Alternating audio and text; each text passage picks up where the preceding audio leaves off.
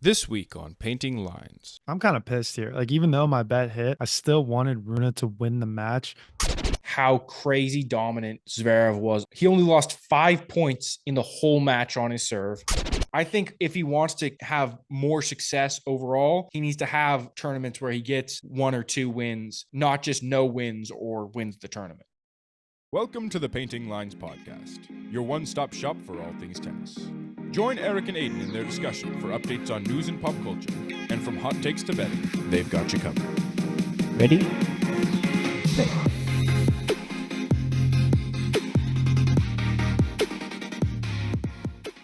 Welcome back to Painting Lines. Last week we discussed the career of Dominic Thiem, and this week we'll be doing a recap of the Italian Open, which is the final Masters 1000 of the season on clay, and leads us right into the French Open. So, Erik, this tournament gave us some unexpected results and an unexpected winner, I think. But just wanted to kick things off with what was one big takeaway you had from the tournament overall? Big takeaway. That Chileans can play tennis. Didn't know that No, before. right. I know it's two Chileans in the semifinals. Pretty interesting. But in all seriousness, my biggest takeaway was Zverev's ability to capitalize because you didn't have the top three players, Alcaraz, Sinner, Djokovic were all missing from the tournament, so it felt like it was kind of up in the air, it was up for grabs. Or at least you would have thought that Tsitsipas or Rude, with their recent clay success, maybe one of them would win. But Zverev had a pretty easy route to the final, and I think he played Fritz in the quarters, who's doing well on clay right now, and Tabila was really the only person who pushed him in the semis. So I just think the fact that he's able to capitalize on an easy draw, because how many times do you really get that easy of a draw in a Masters 1000? Like, it doesn't happen often. So you might as well take advantage of it when you have the chance. And he did a Yeah, good job at executing. 100%. I mean, of the previous 50 Masters 1000 events, only two times had there been a player where they won the whole tournament without having to play another top 10 opponent. And some funny examples actually of this happening are, if you look like Cam Norrie's run in Indian Wells 2021, he didn't even play really that anyone like super close. I think he maybe played the 11 guy, but just crushed him. And then he beat Basilashvili in the final. Pretty crazy to see those What? two guys in a Masters 1000 final. I don't think anybody expected that one going in. But actually, the crazier one is Jack Sock when he won in Paris in Oh, 2017. He only played one seeded opponent in the entire tournament, and it was the number 17 seed.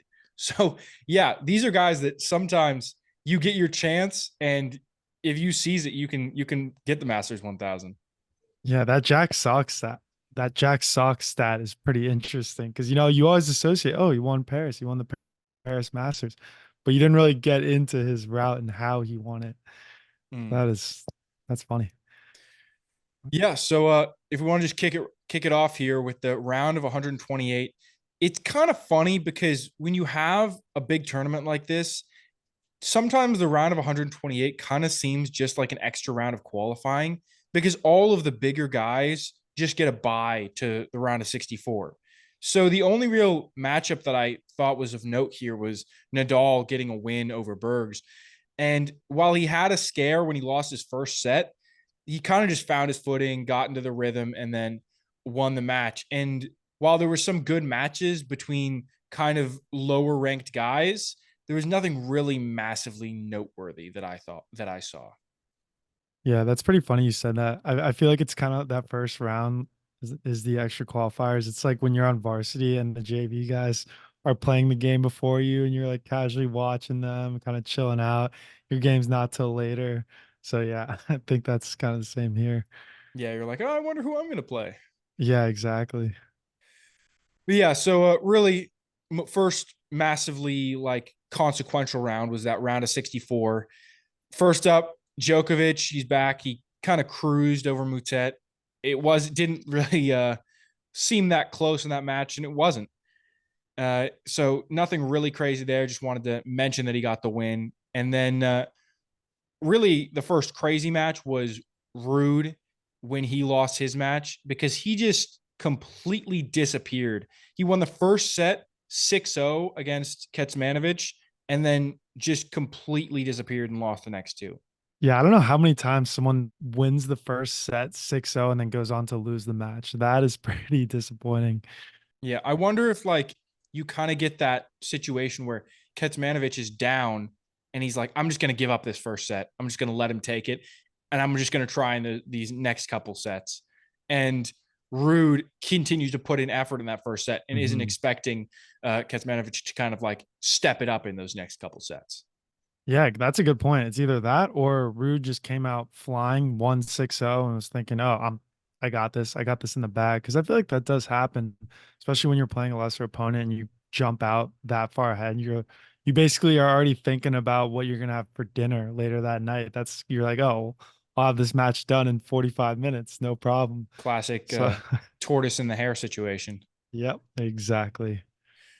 But yeah, Anything? moving on, we to another match we talked about actually last week in last week's episode was Struff versus Tsitsipas.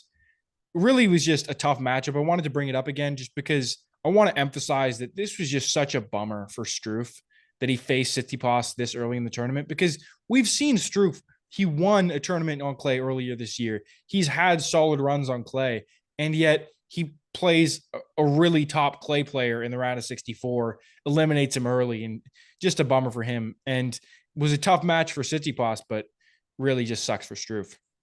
Yeah, I agree. Talked about it last week on my match of the week. I love these two guys too. So it was just great hitting all around. And the fact that Struff, he has been playing well recently too. And to just get Tsitsipas at, you know, luck of the draw.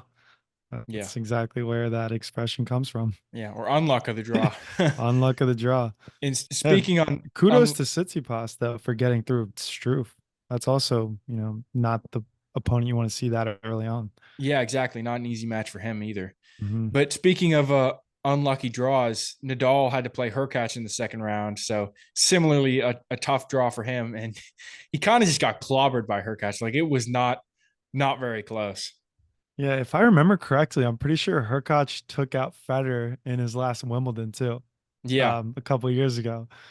yeah, So this guy is just he's got the history of yeah, I know. eliminating these guys at I the end was of gonna their say in a careers. couple of years when Djokovic is towards the tail end of his career, I think Hurkacz, if he's playing him, all my Yeah. money's on He's going to beat Hurkacz. him at like the US Open, so that it's like he beat Federer on grass, Nadal on clay, Djokovic on hard. Oh, that'd be awesome. Yeah, he's gonna tell his kids he beat all the big three. He's Yeah, gonna have a perfect record on their preferred surface too. on their surfaces. Yeah. But yeah. So moving on, round of 32. This was probably the big shock of the tournament, but it's funny because later on it kind of reflected differently, was Djokovic losing to Tabilo. And we talked about this last week with the water bottle incident. Djokovic may have had a concussion. But like I said, you look at how Tabilo ended up doing in the tournament, making it all the way to the semifinals, and you're like, okay, this loss isn't really as bad when you consider that Tabilo was able to go on, beat Hachinov, make the semis, push Zverev, who ended up winning the tournament. And overall, you have to say Tabilo was just, it wasn't like the loss to Nardi in Indian Wells, where Nardi, I think, just went on to lose the next round or maybe lost Mhm. and then one of the next couple rounds. And it was just a crazy shock upset. Tabilo kind of showed, hey, it's a surprising loss for Djokovic, but I am still like a high level player. Like I performed at the level to beat him. It wasn't just that Djokovic played terribly. Yeah, I mean, I'm sure after that win, he felt like he was on top of the world. Like his confidence was just booming, and he played lights out the rest of the tournament. So I wonder how much of a confidence boost he got from that match. Like if he in his heart knew that he beat Djokovic, despite the fact of the concussion or not, that he was still like, hey, I have the potential to win this tournament. I basically took out the best player in it. Yeah. I mean, I think he definitely has to be thinking that. And just beating a current world number one is always going to be a Mhm. big accomplishment, no matter what situation they're in. Yeah, I wonder if he had like a pretty good matchup against Djokovic, just being a lefty on clay, and especially with Djokovic's head. the ball's coming in at a different angle, different RPMs or different rotations. So maybe just that like little extra step too also threw off Djokovic. Yeah, that's a good point. Yeah, being concussed and seeing a shot you're not used to. Yeah. I mean, I'm saying concussed. We don't know for sure, Yeah, but I know. I that's know. the assumption based on the way he talked about it. But anyway, moving on to the next match was Baez upsetting Rune and 3 sets. So nice bet of the Boom. week hit for Erik last week. Boom. Yeah, and I think it just showed that Baez has that top level quality on clay, because there have been times I think where Baez has shown that he can win these smaller clay tournaments, but hasn't necessarily performed as well on clay in like the Masters 1000 events. Hmm. But here, I think he showed that against Runa, who we know is a top level clay guy, he's like, I can compete with these highest level guys. Yeah. So what do you think? This is more impressive for Baez or more disappointing for Runa? Because I'm kind of pissed here. Like even though my bet hit, I still wanted Runa to win the match because he is what I consider like the top of the game right now. And you know how I don't like when we have just tennis in flux right now, where we don't have consistent players. And I wanted Rune to be that guy to stay on the top, and he's just not doing it right now. Yeah, and he's kind of sliding a little bit in the rankings too, I Yeah, think. I think like he has everything. he just doesn't have that last little piece. I think we're looking for him to make that last step that Sinner made last year. Like, I'm sure there is a tweak to his game. Sinner made that tweak to his serve, and it just completely made him just like the best guy in the world, pretty much. Hmm. I Hmm. think there is a tweak somewhere in Runa's game that will help him get to that level, whether it's a mindset shift, whether he just needs to think about, have a different thing that he's thinking about during the match. Yeah. Because even if you have a good mindset, like confidence and stuff, sometimes you just have to be thinking like, oh, remember to rotate my hips on this shot or something like that. If you're just thinking about that one little change, maybe that can help you elevate your game. And I don't know what it is for Runa. I don't know all of his little quirks in his game, but I'm sure there's something that he needs to do. And we'll see if he's able to make that change at some point in the next year or so, or he's going to probably just continue sliding down a little bit in the rankings. Yeah. Well, what do you think about this? So, you know how last week we talked about Dominic Thiem and we talked about his steady rise? What if Runa just kind of peaked too early, or not peaked too early, but he had too much success early on in his career where he didn't really earn or like warrant that? So maybe we are seeing the true Runa. Like this is who he is, just a inconsistent, talented nonetheless, but just inconsistent player. And maybe we'll see. I mean, maybe we're seeing where we saw from like FAA last year, where Yeah. FAA explodes up and then he kind of slides back down. Runa Hmm. did the same thing. I mean, obviously a slightly different time frame for Runa, but exploded up and is now kind of sliding down. But obviously, FAA now kind of seems to be a little bit back on that upward trajectory. So Hmm. the hope I think for Runa is that he doesn't have to fall as far down to before he can start going back up. Yeah, yeah, but definitely big takeaway here is look out for Baez at the French Open. I think serious contender Yeah, proved it. I think he's a serious contender, and I also think that we know how much a draw can impact how well you do. If he gets a Hmm. good draw, he could make a really, really deep run. Yeah, yeah. But like I said, with FAA kind of on the rise now, he unfortunately did lose to Deminar in the round of 32. But I still think very solid match. It was my match of the week, and while I'll talk about it a little bit more later, I kind of want to mention that I think it's a positive for FAA. Even though he lost, I think it was a really tight match, really good opponent in Deminar. And I think FAA needs to try to continue to get consistency in his results rather than just have these explosive moments. Because last year he had that win at the end of the year indoors, but that was like his only bright point. I think if he wants to have more success overall, he needs to have tournaments where he gets 1 or 2 wins, not just tournaments where he gets no wins or wins the tournament. So he's making incremental progress. Exactly.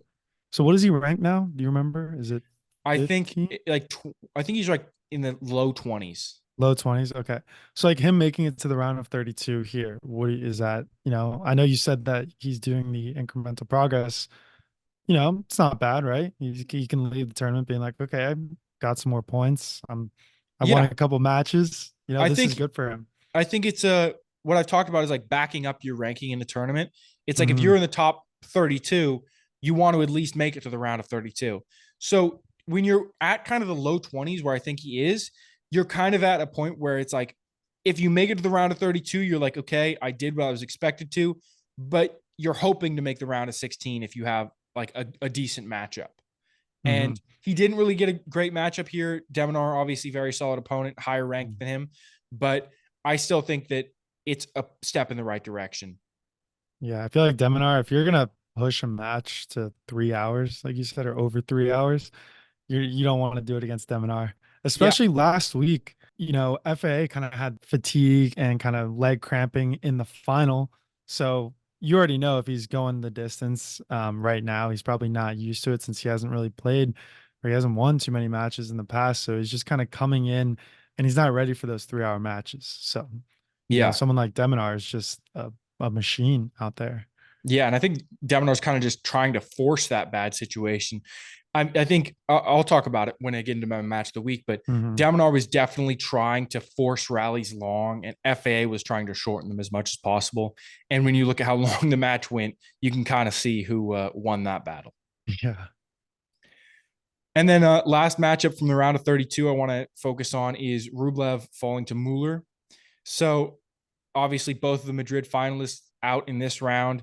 Mm. And when you see Rublev lose a match like this, I just am like, I don't understand you, Rublev. Like it's he has this long period of not really doing well for a couple of months, flash of just doing great, beating Alcaraz, winning the tournament, and then just another kind of poor performance.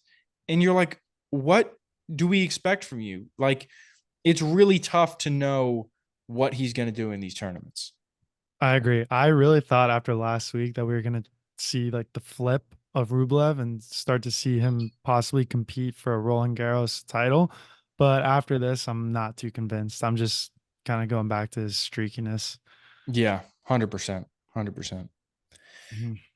But yeah, so moving on to the round of 16, we had Tabilo backing up his win against Djokovic with a double tiebreak win over Hachinov, like I kind of mentioned earlier. And overall, I think just an impressive win over another top opponent. But I think you also kind of have to just feel bad for a loser in any double tiebreak match like this, because when you lose 7-6, 7-6, you were only a couple points away from winning the match. And instead you lose in straight sets. So I just think it's a tough situation for Hachinov, but overall, I think an impressive win for Tabilo. And they had kind of a long tiebreak in that second set tiebreak too. So really a tight one there. Yeah, that is the classic example of winning the points that count. Like, for example, you have Djokovic who will win just over 50% of the points, like 51, 52%, but he wins the ones that matter. And I'm sure Hatchinoff is going back, kicking himself at, some of the points where he maybe didn't try his hardest or he was kind of like, oh, I'll let that one go. But no, that every single point counts here, especially 100%. when it's that close. Yeah. And then the other Russian also goes out. The defending champ Medvedev got beaten by Tommy Paul in this round and honestly got beaten pretty handedly. So looks like Tommy Paul's back from that ankle injury, right? Yeah, this one I was pretty shocked, actually very shocked about because I feel like Medvedev has a good matchup against Paul where he just kind of sits back and plays defense, whereas Tommy's a little more aggressive. And I think Medvedev just eats that up and is able to take pace off and cover a lot of court. But no, like you said, Paul beat him very handedly, and it looks like his ankle is, pretty fine now. Yeah, didn't Matthew McConaughey tweet about Tommy Paul? Yeah, let's go. He Yeah, did. He pretty did. It's cool to good to see. see. I Yeah, was gonna say it's great for the sport, especially because I've seen Matthew McConaughey at a final too in Djokovic's box. I'm yeah, not sure which one it was. Might have been Wimbledon, but No, I've seen Tom Brady and I've seen Matthew McConaughey, The who are celebrity boys with tennis Djokovic. fans, always a positive. Just Yeah. spread awareness of the sport. Yes, exactly. And it's good celebrities too. Someone like Matthew McConaughey, complete Exactly. stud. Exactly. He's the best. Have you seen Interstellar? Dude's the Yeah, best. oh, it's one of the best movies. And then no, just also good for American tennis too. Like it's not like he's tweeting about I don't know, for example, like Tsitsipas. Tsitsipas also had a big game or a big match win that day. Yeah, dude. I mean, Tsitsipas clobbered Deminar. And Yeah. I got to be honest, as a Deminar fan, I'm like, I got to be like, okay, he was tired, man. He just played a 3 hour Yeah. match the day before. But you also kind of have to give credit to just Tsitsipas' quality. Like, Hmm. you don't beat someone that uh, dominantly, I guess, without having a really high level. Yeah, no credit to him for sure. Cause yeah, I mean for Deminar to get beat that bad, like what? Yeah, That is surprising. Two pretty shocking results, I gotta say. 100%. So moving on to the quarters, though.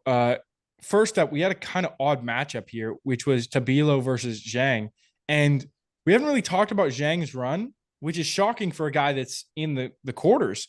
But Hmm. he kind of got an easy draw.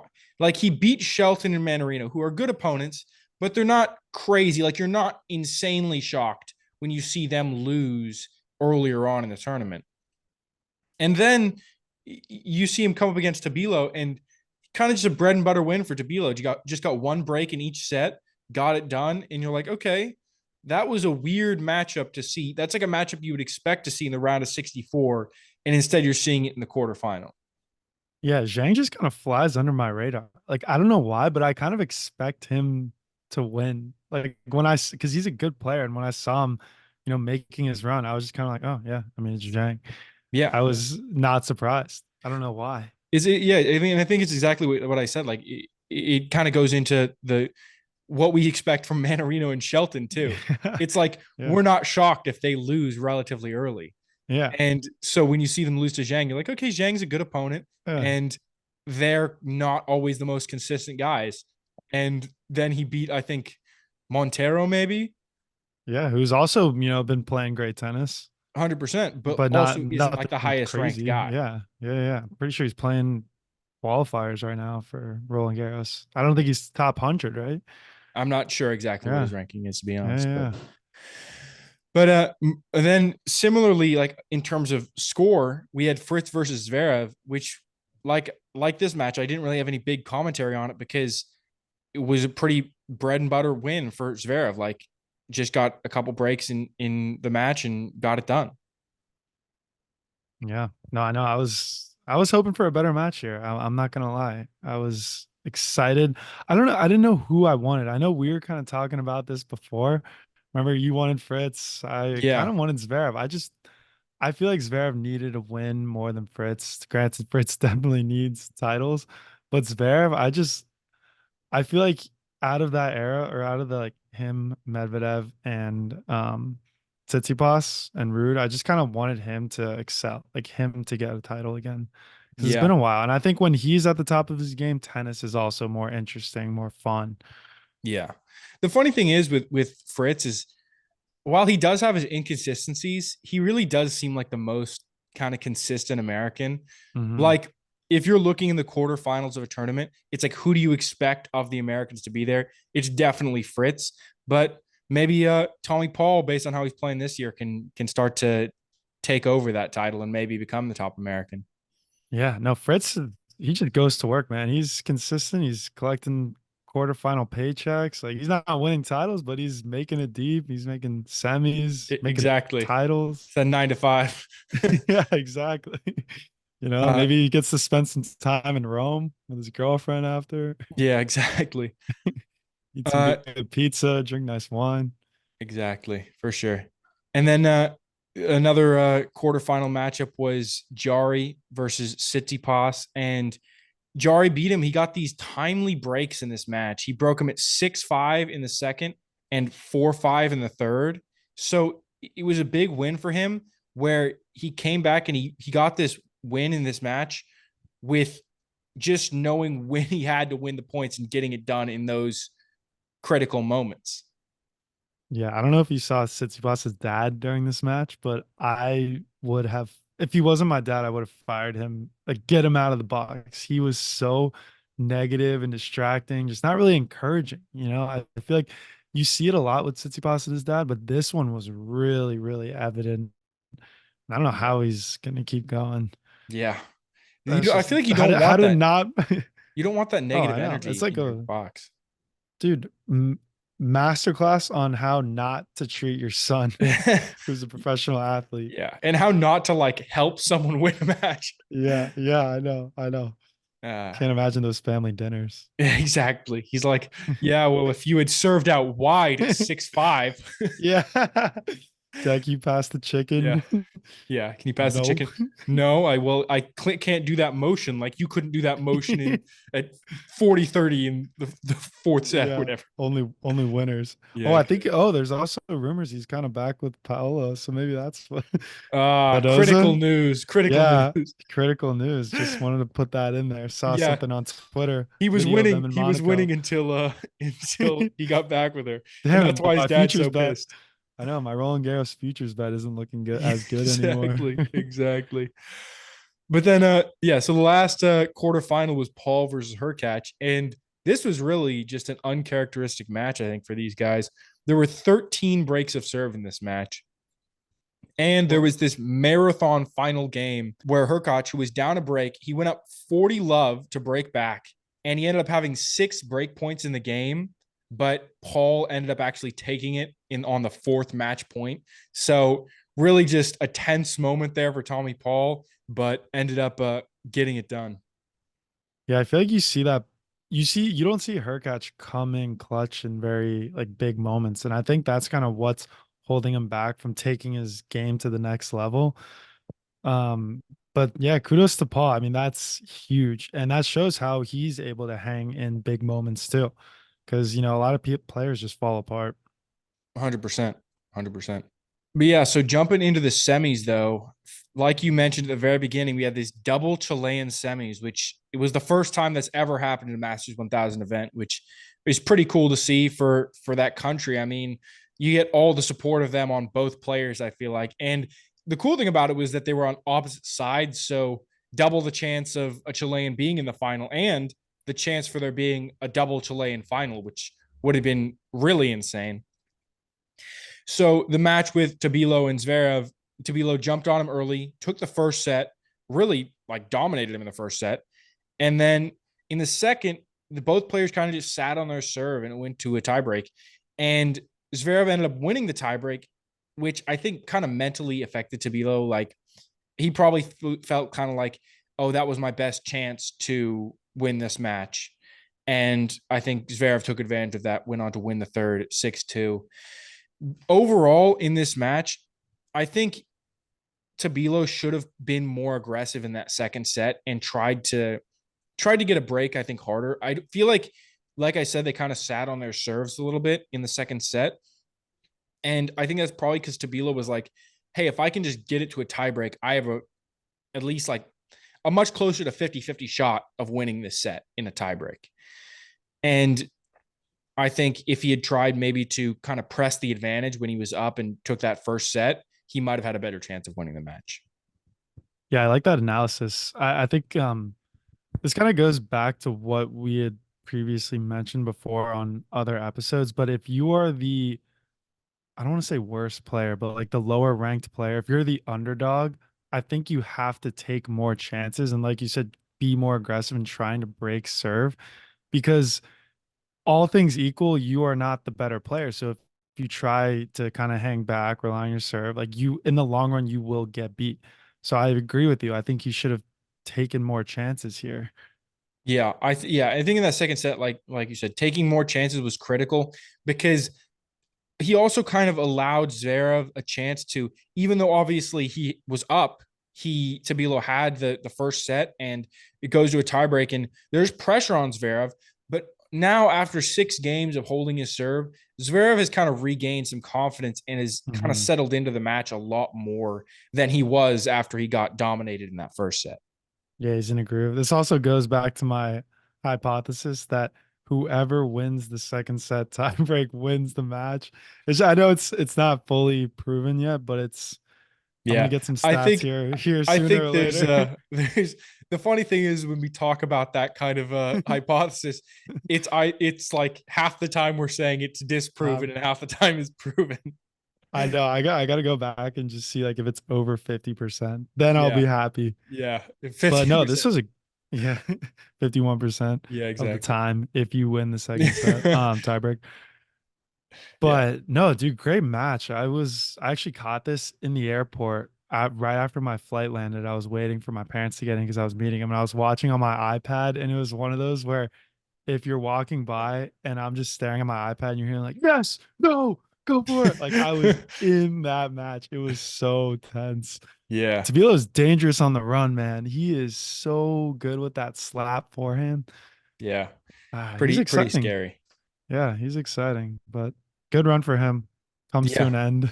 Yeah. Unfortunate that it comes to an end, but glad that it happened. What's that Yeah. saying? Something like that. Yeah, be happy that Yeah.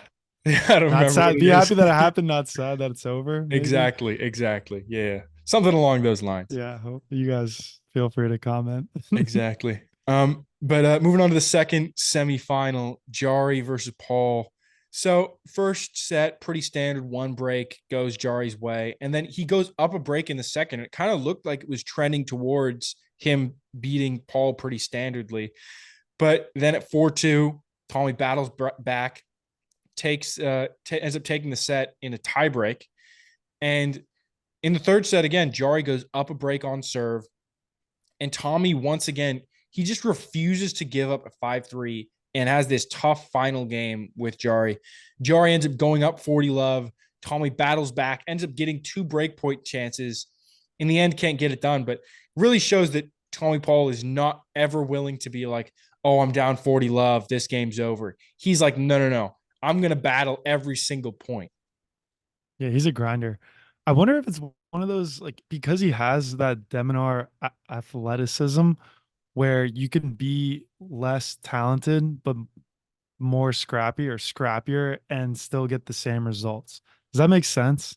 Like you Yeah, can kind of compensate for lack of skill with your scrappiness and just straight grit and determination.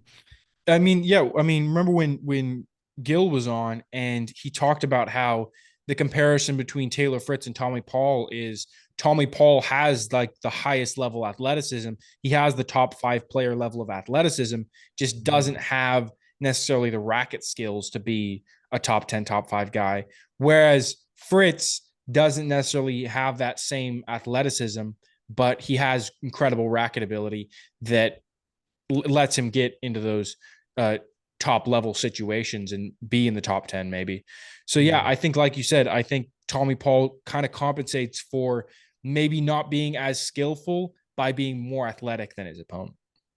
Yeah, Fritz does definitely not have the athletic ability. But all in all, good run for Tommy. I think if you're leaving this tournament, you're pretty satisfied. What do you say? Yeah, I mean, good run. I think it's one of those situations where he's like, I've been in these situations before. I've made solid runs at tournaments. I think he's looking for a win at a big tournament. He still doesn't Mhm. have that. Yeah, would have been good going into Roland Garros too. Just that confidence. Yeah, Um, all right. Well, he's a junior Roland Garros champion, so we'll see if he can get the real one done. 100%, 100%. But let's jump into this final. So Do it. Zverev versus Jari. So the one big standout in this match was just how crazy dominant Zverev was on his serve. So just to throw some stats at you on the top here, he only lost 5 points in the whole match on his serve. He won 90% of the points on his serve. One of those points was a double fault too. So Mhm. of the serves that he got them in, he lost only 4. And I just think this is a situation where you're like, how do you beat a guy when you only really win like 4 to 5 points on their serve in the entire match? That's not even enough points to break 2 games and win this. But just crazy dominant. Yeah, it was. I also caught this in the car on the way to the airport, watching on my phone. And it was just every single game or every single service game Zverev was playing. It was basically he was winning to love. And then Jari was having to fight each service game, going to deuce. And it was just, I kind of knew Zverev had it. It was, like you said, just pure domination. Yeah, you saw the first few games of this match and you're like, okay, this seems like kind of a Yeah. foregone conclusion. Yeah. Well, I was thinking, so I made a bet that it was going to go over 2.5 sets. My, my, I guess rationale was that you have two big servers. It's going to be quick, not quick, but I think each set, like if one of them were to just get one break, that's all they needed. And I thought one of them would end up getting a break each set, but Zverev just there were no opportunities for Jerry to even come close to breaking his serve. Yeah, he got to 30 game on Zverev's Hmm. serve, but that Yeah. was the closest he got. Yeah. I think this match was is like the modern day equivalent of serve and volley, where like you have someone like a Sampras who has a very dominant serve and finishes at the net. But instead, you have Zverev who has the dominant serve who finishes at the service line with a big ground stroke. Yeah, just hits that Like all one, you need two. is, exactly, the 1-2. Yeah, and Zverev also broke kind of just at the critical points in this match. Like he broke at 4-5 in the first set, and he actually had two break points at 4-5 in the second set too. Ended up breaking at 5-6. So he knew when to push that extra little bit just to get it done too. Hmm. What do you think about his sense of humor? Where when he was doing his victory speech, he got the trophy. He's like, "Hi, my name is Yannick. Just kidding." Yeah, the funniest part I think about that was that there was the guy like next to him correcting his Italian. Yeah. I'm like, Oh, dude, you should have buongiorno. practiced the Italian a little bit more. Hey, maybe you didn't know he was gonna win. Yeah, I guess. I guess. The hotel room the night before, like, shit. What if I actually win this thing? I got to give a speech. Buongiorno, mio nome is Yannick Sinner. Yo, damn, that was pretty fire. Yeah, I mean, I'm at like 600 days Italian Duolingo, man. Oh, that is awesome. But great to see Zverev get a Masters 1000s title because it's been a couple years. It's been a few Yeah, years actually, first one right? since 2021. Yeah, and just seeing him with the champagne, spraying it on his dad, just celebrating. That's what I want to see. I want to see Zverev back on top. Yeah, it definitely a positive for him. But speaking Uh-huh. of positives for him, moves up to number 4 in the rankings now. And a cool thing is that he's actually number 2 now for 2024's year-to-date rankings. Whoa. So that's a pretty big deal. I mean, speaking on the year-to-date rankings, another thing I noticed didn't really focus on, but Tabilo is actually ranked higher than Djokovic in the That's year-to-date insane. rankings, which is pretty crazy. Yeah, I mean, if you're Djokovic, you got to play matches to get rankings. Yeah, exactly, exactly. And another thing about this win for Zverev, he's now in the top 10 for the most Masters 1000 singles titles. He's Wow. tied for ninth with Medvedev at 6 titles. And the interesting thing about this is he's the only person in the top 10 that hasn't won a singles Grand Slam. Oh. Going from this, you're like, okay, is he one of the favorites for Roland Garros now? Like, obviously, he's shown that he can play pretty well, even though he had kind of a lucky draw. Is he maybe one of the favorites for the French Open? And I think about this. This is one of the first times in a long time where I feel like there's a handful of guys that can win it. Like for however long it's been maybe one or two guys where you're like, okay, it's Djokovic, it's Nadal, Mhm. that are going to win this tournament. And now it's like, okay, you have Sinner and Alcaraz. They're really looking like the top two guys in the world, but kind of got health concerns. Are they going to be healthy for this tournament? Djokovic, does he still have it? He hasn't really shown that much this year since obviously he's made a couple big runs, but he's also had some pretty bad losses. If you count Tabilo as a bad loss, you go look at Tsitsipas and Rude. Do they have the consistency? They've shown that they have this high level ability on clay, but then they also don't necessarily maintain that same level. So there's questions there. And then Zverev. I think with Zverev, it's just going to come down to his serve and his confidence. If Zverev can serve like he did in this final, he's going to be really hard to beat at Roland Garros. Yeah, it's a complete toss up here, but yeah, I kind of like Zverev going in. I feel like this tournament gave him the confidence too, and I unfortunately don't have much confidence in Sinner and Alcaraz. I do think that those are pretty serious health concerns that we're dealing with. Sinner with the hip, that's nothing to really joke around with. And then Alcaraz's forearm, that could flare up within one miss hit or one angle that doesn't go your way. So I don't know, man. I feel like, yeah, like you said, it's just the top players are kind of in question. 100%. 100%. Mhm. But going back to this final here, what is your takeaway on Jerry? You saw him. I feel like he thought that he made it too far to not win. Like he got to that point. He broke down in his speech. He cried. He probably thought like, damn, this was mine for the taking. I think he leaves here, or he should leave with his head high, runner up of a Masters 1000. Yeah, I mean, I think sometimes we forget that Jari has also kind of been back on the rise because obviously he had that whole suspension. Hmm. And I think when you have dealt with something like that and you've dealt with the lows, getting so close to achieving the massive high like this, it it's an emotional thing for you, not just like a career wise thing. Hmm. And I think when you're that emotionally invested, it can be tough. That's just how sports are. I think Hmm. every player is so emotionally invested in the sport. It's not just a job. It's more than that. Yeah, and I do like the fact that you see him break down and cry when he gets second place, because you have someone like Rude who loses three Grand Slam finals and is like cracking jokes up there on the stand. Like, dude, get pissed that you lost. Have some fire.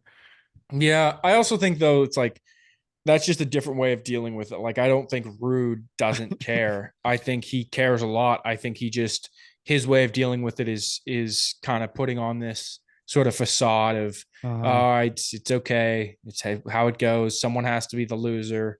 Uh-huh. I'll make some jokes when I'm up there, but I think in his head he's pretty broken up about it. Yeah, yeah. All right. Should we get into segments? That sounds good to me. What's new in tennis? What'd you see this week? I got some more drama for you guys, some more relationship stuff. So Oh, my favorite. I know, right? Someone's got to fill the listeners in, but we have Yannick Sinner, Anna Kalinskaya dating rumors. I don't know who if you know who she is, but she's WTA player. And I'll get into why it's a big deal in a couple of seconds, but there were rumors, that they were dating. Sinner kind of keeps a low profile. He's not like Tsitsipas where he dates a girl and then makes a joint Instagram and posts a bunch of pictures and like sits in her box and vice versa. But on Twitter, or X, formerly Twitter, a fan super zoomed in on a picture that another fan had taken with Yannick Sinner, and you can see on Sinner's phone, he was on the phone with Anna, like it just says Anna. So people are like, "Oh, confirm that they're dating," confirm. But anyway, it is a big deal because this girl Anna used to date Nick Kyrgios, and Mm. that relationship did not end well. She went on Instagram live basically saying, "Oh, you think you're the bad boy of tennis? You're just a bad person in general." So, yeah, and then it's also funny because you have Nick Kyrgios who taunted Wawrinka in a match saying like, "Oh, Kokonakis effed your girl," who at the time Wawrinka was dating another WTA player that I guess Kokonakis had previous relations with. And Jesus. so now people are joking on Twitter that Sinner's like, "Hey mate, I effed your girl That's Curios." crazy. That's So insane. Imagine it's just yes, some other Anna. It's like, oh, I'm actually on the phone with right, like my physio Anna. right. I know, but yeah, Uh, some juicy what's news yeah, for from people me. people always want to jump to conclusions about this type of stuff, but Yeah. I What? think there's no point in prying into someone's personal life, but Oh, I we'll know. see. If I it, know. like if they're dating, it will become public soon enough. Why do people have to care about when it's still private, right? Yeah, no, I agree. I agree. Imagine just trying to live your life. You can't even talk on the phone with someone without being exposed on Twitter. Exactly, exactly. But what about you? What did you see this week? So one thing I saw was that Djokovic is actually playing in the Geneva Open this week in the build up to the French Open, which is his first ATP 250 in over a year. And with him added to this tournament, it kind of makes a surprisingly strong draw for a 250. You got Djokovic, Rude, Fritz, Shelton, and Baez all in this tournament. So I think not going to be just like an easy, everyone's going to roll over and let Djokovic destroy them and win this tournament.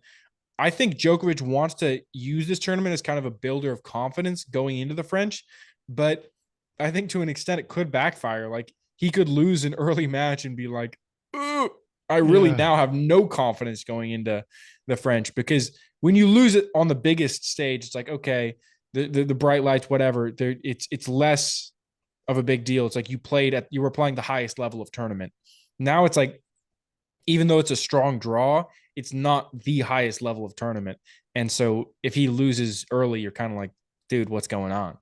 Yeah, I don't know if I like this move on his part. It's risky, like you said, but Yeah, I think he just feels like he yeesh. needs the tune up because obviously Yeah, he does. he wants to kind of get his feel back because obviously he said he wasn't feeling like himself in that match against Tabila.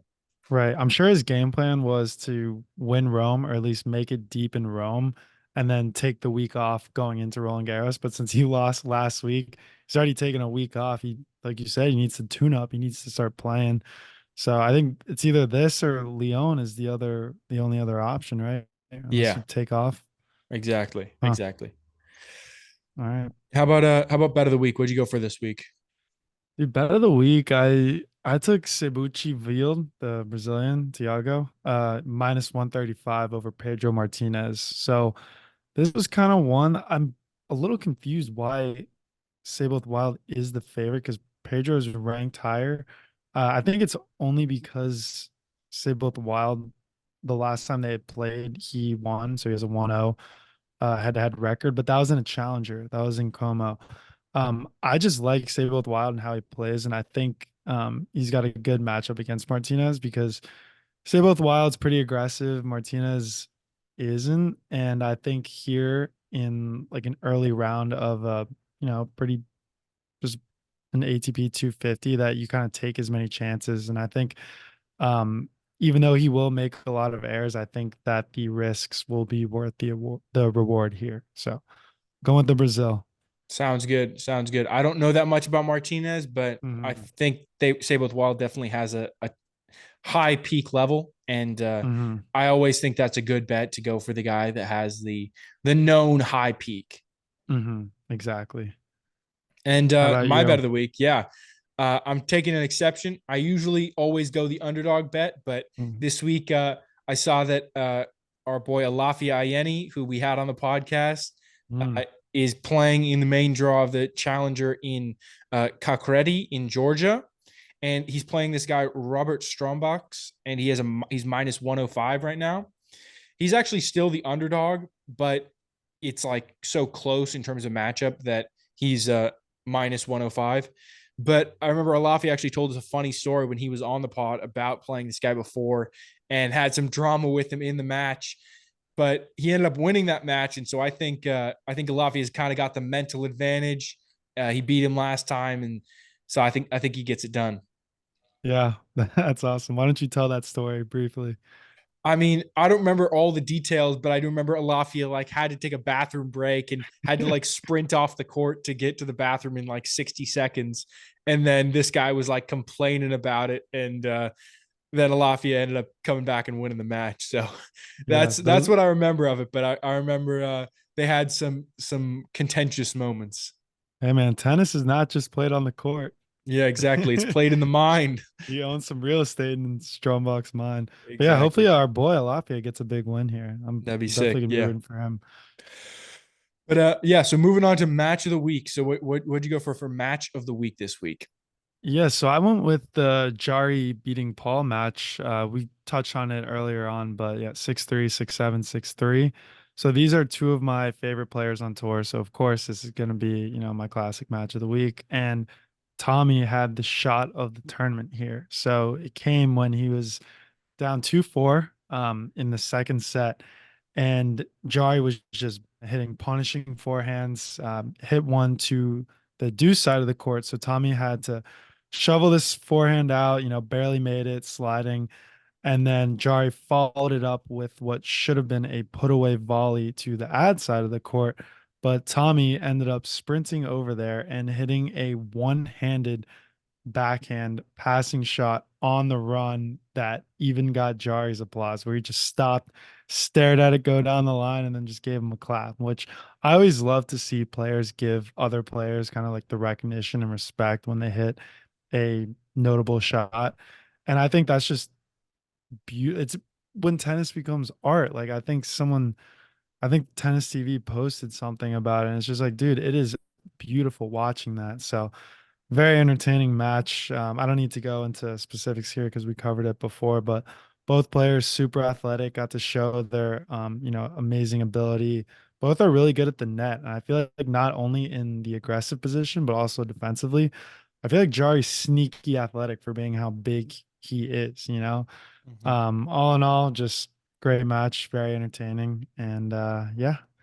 100%. Yeah, and that one-handed backhand, I think it's so cool to see a shot like that because it just shows that improvisation on the Hmm. court where it's like he would never plan to hit a low one-handed backhand up the line like that on the full sprint.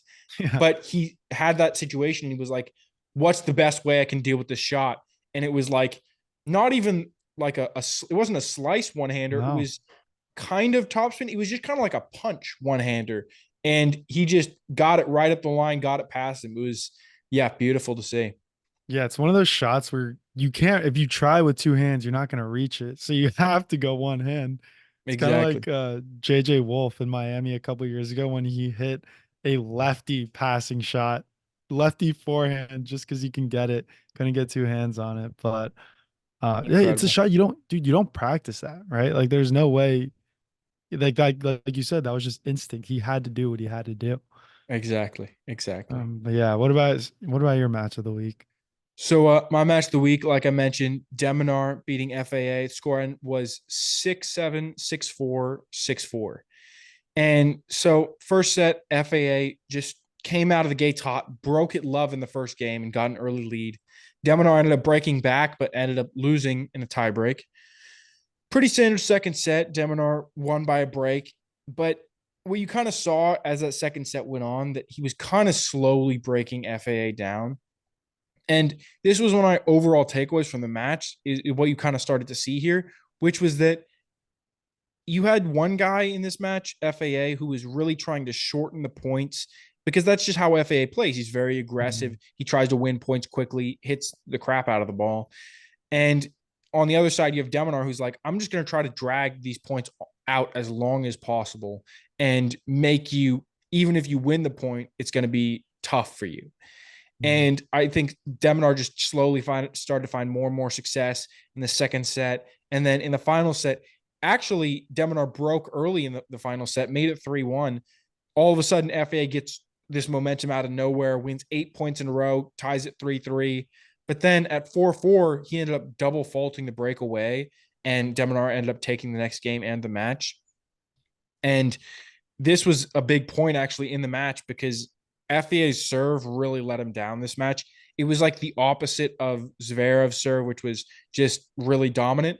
FAA ended up having 13 double faults in this match, which is just really, you can't win a match when you have 13 No, double faults. that's It's terrible. crazy how close he got with having that many double faults. Wow. 13 double faults. Yeah, it's pretty Oh my nuts to see God. that. Oh my God. I wonder if that's something broke down in his mechanics or that's just pure mental. I feel like double faults are all mental. I think so because you know how to hit a serve. Right, exactly. And even if you're just kick serving a second, like spinning it in, you should be able to do that.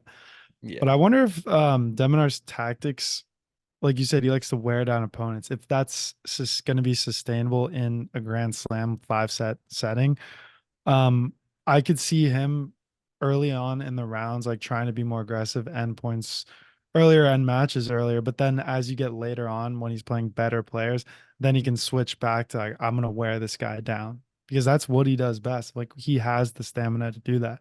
Him and Medvedev do it the best. And you Yeah. could see, I don't know if it was sustainable for Medvedev in the Australian Open. Remember, he Yeah, but remember in the US Open they actually played each other and Deminar got that first set and then Medvedev just kind of settled in and beat him in four. Yeah. Yeah, but I'm curious to see this Grand Slam from this Roland Garros, how many hours Medvedev will spend on court. Because remember, he was playing like 5 sets every match. Yeah, he's gonna play like 2 matches, and it's gonna be like the most time on court in the tournament. Yeah, because this is clay season 2, so I think the matches tend to be a little longer, right? Yeah, 100%. All right, and that's the show. If you're not already subscribed, go ahead and hit that subscribe button. You can find us on Instagram, TikTok, YouTube at Painting Lines Podcast. Feel free to shoot us a DM or email us any questions or thoughts at paintinglinespodcast@gmail.com.